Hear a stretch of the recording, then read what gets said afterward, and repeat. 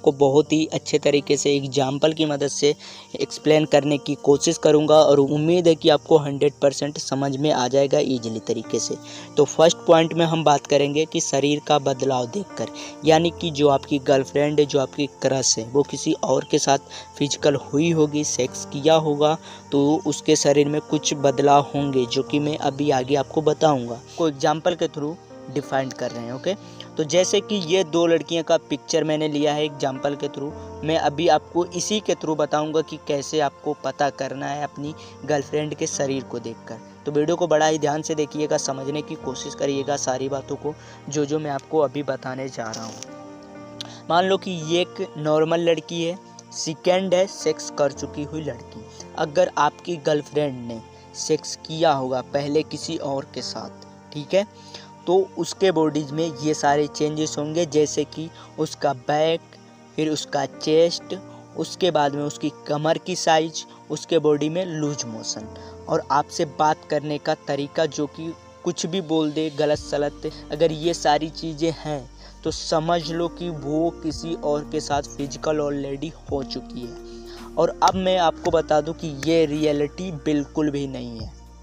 Okay, अगर जिस लड़की के बुक्स बड़े हैं और चेस्ट बड़ा है, बैक बड़ा है और कमर बड़ी है, तो क्या वो सेक्स कर चुकी है? बिल्कुल नहीं कह सकते हम। इसके पीछे का जो सच है मैं अभी आपको वो रूबरू करा रहा हूँ, तो वीडियो को बिल्कुल भी स्किप मत करना।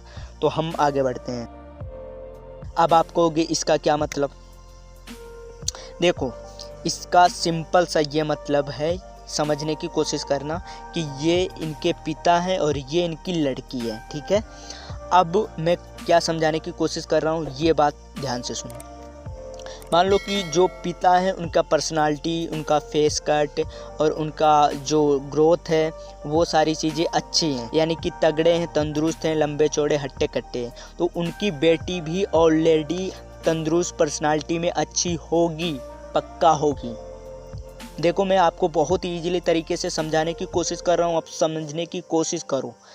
ऐसा नहीं है कि अगर किसी लड़की के चेस्ट बड़े हैं, बैक बड़ा है, कमर बड़ी है, तो वो किसी और के साथ फिजिकल हुई होगी। नहीं, ऐसा हम 100% बिल्कुल भी नहीं कर सकते, सिर्फ हम अनुमान लगा सकते हैं।